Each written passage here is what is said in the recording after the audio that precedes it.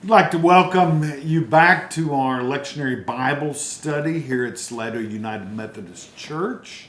The lessons that we're looking at in this session are the epistle lesson, which comes from 1 Corinthians chapter 7, 29 through 31, and also the first chapter of the Gospel of Mark, 14 through 20. What I want to say about chapter 7 is it's very troublesome. Paul is talking here to the Corinthians about very practical, pragmatic sort of issues that come up in people's lives. For example,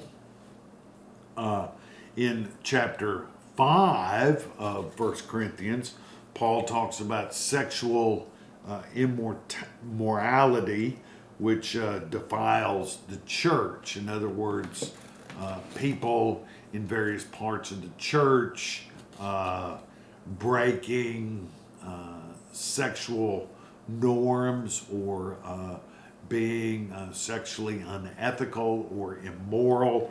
That is a big problem. And after Paul talks about how it defiles the church, then he also talks about that it must be judged. And so we get into the judgment about people crossing boundaries, crossing lines with respect to sexual matters. Another thing that Paul talks about, and this is at the beginning of chapter 6, is this idea of lawsuits among believers. I guess right now, in this period of history in the United States, I can't ever remember more people either bringing lawsuits against other people or threatening to bring lawsuits against other people. Part of it is that we've gone through this election that everything is contended. It doesn't matter whether you're a Republican or a Democrat or an independent, somebody is suing somebody somewhere for something. And so one of the things that gives a bad impression to people that are non-Christians, people outside of the church, is this idea of rushing to court every time there is some sort of a disagreement or another. In Israel's history, the Hebrew people had what were called judges. In one way, they were sort of military leaders, but in other ways, they adjudicated conflicts between people, and so it was all sort of done in-house. Like one parent trying to break up a squabble between two children and helping them negotiate the terms of a peace in the household. That's the kind of thing that the church is encouraged to do by people like Paul. Instead of going to the secular courts, somehow they get together and they hash out their differences and their problems one with another. So he talks about this in chapter 6. Then we get to chapter 7, and we have directions concerning marriage. If there's ever a place where negotiation is important, it is in a marriage relationship. And so this is what somebody had written Paul and asked him about these matters, and so he shares this with them, and he talks about things like the married and the unmarried widows and how their circumstances should be handled. Eventually, we get down towards the end of chapter 7, and Paul writes these words, and I'm going to share them and then kind of summarize the whole thing rather briefly. I mean, brothers and sisters, the appointed time has grown short. What that means is that we are between the first coming of Jesus, which is crucifixion, resurrection, and ascension, and the second coming of Jesus, which is called in Greek parousia, the second coming. The time has grown short.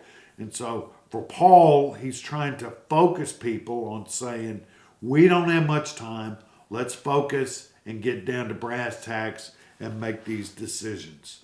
From now on, let even those who have wives be as though they had none, which is to say, the time is so short, and our task is to bring people into the fold that we call the church, that we should really focus in on this. So if you're married, if you're not married, it doesn't matter. You need to focus in on bringing in the sheep, and that's why Paul says this, which is really odd compared to what he says in other places about how sacred the union is between two marriage partners.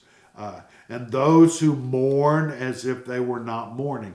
In other words, don't take all your time up in mourning because we have work to do before Jesus returns. And you remember that at this time of the New Testament writing, Jesus' return was expected as imminent, that just any day we might look up and here comes Jesus. Now, of course, we know that that is not true now after over 2,000 years, but in the first century, that was the expectation.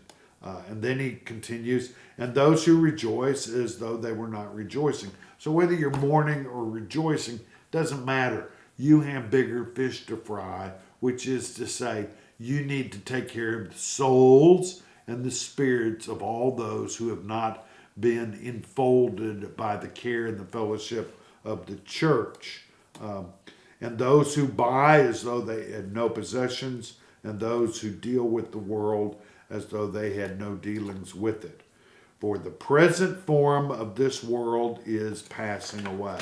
In other words, Paul is saying what we see now is soon not going to be, and we have work to do between now and the second coming of the Lord, which will be the signal for the eschaton, or the end of this world, or the time in which God will reckon everything as either righteous or unrighteous, and we will have what's sometimes called the final judgment. And so this text in Corinthians is to remind people to keep everything in its proper perspective. If you're married, if you're mourning, if you're rejoicing, whatever the situation is, remember that our task on earth is to share the good news with people who have not heard it. And that's what this part of the text is about.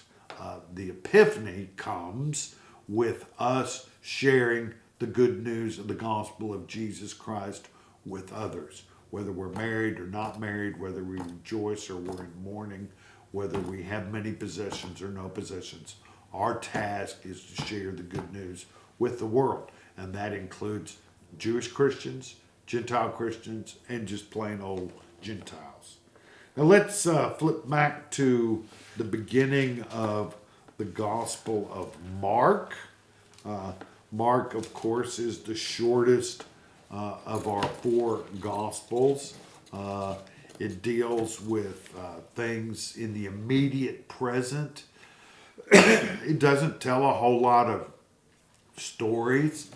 There are very few parables in the Gospel of Mark, although there are many in Matthew, many in Luke.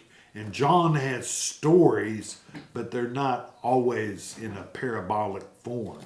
So here we have the beginnings of the Galilean ministry.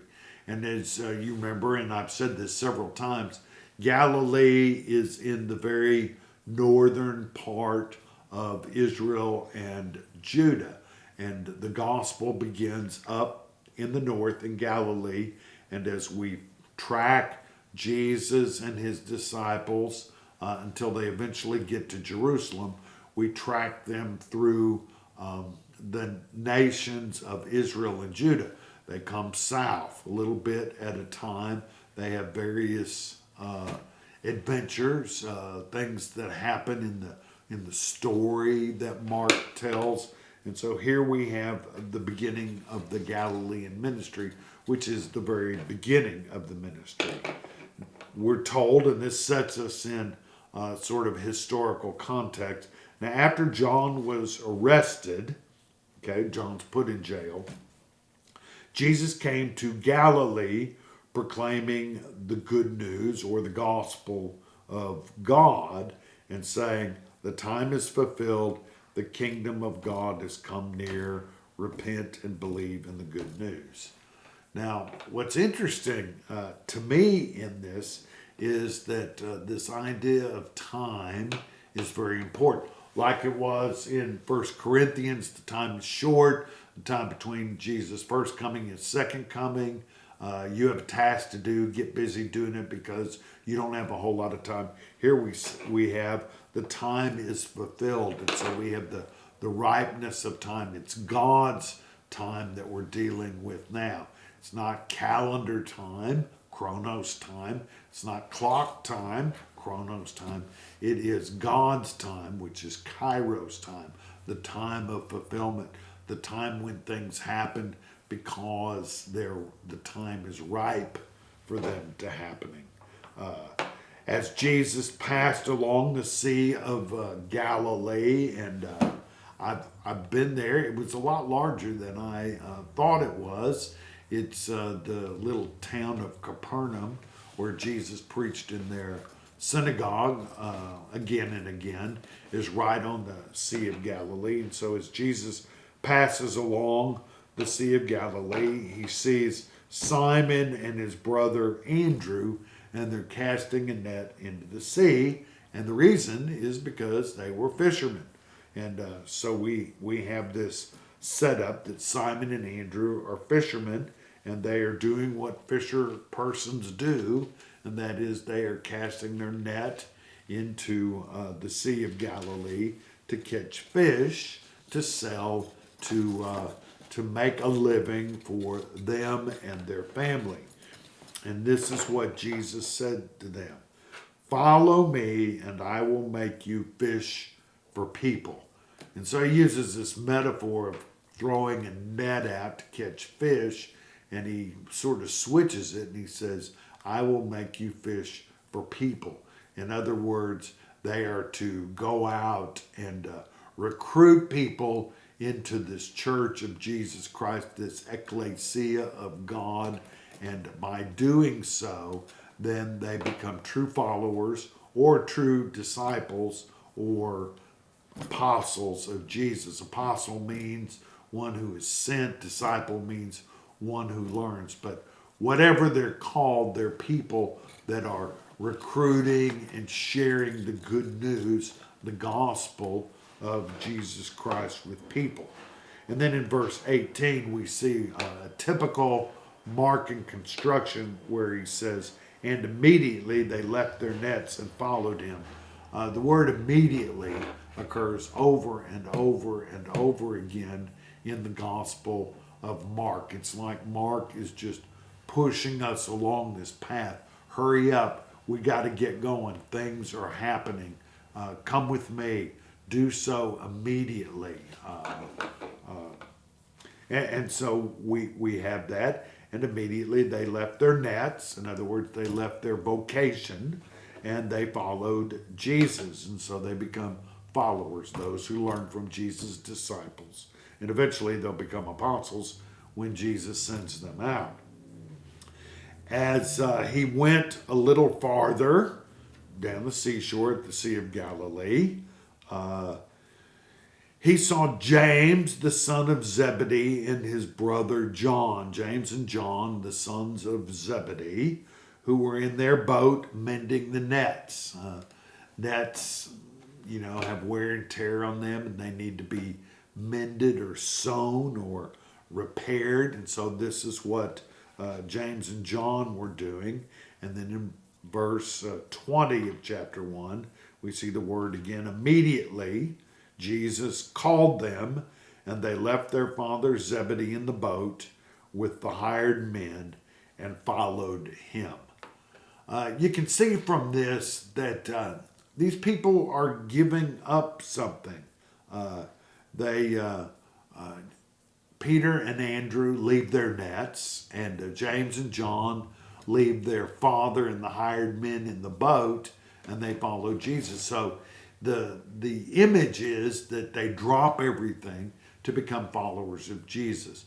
Such is the force of Jesus' persuasion as a person, and supposedly his words. Now, if these were the actual words that Jesus said in Greek or in Aramaic, we're amazed that he could just say these things and immediately people would leave their whole prior life and follow him.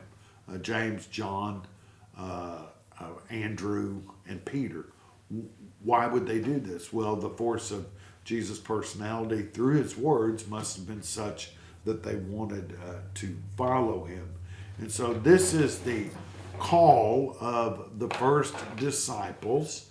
And by the time we end up at chapter 16 in the Gospel of Mark, we will have learned a lot about those who dropped everything and decided to follow Jesus as master.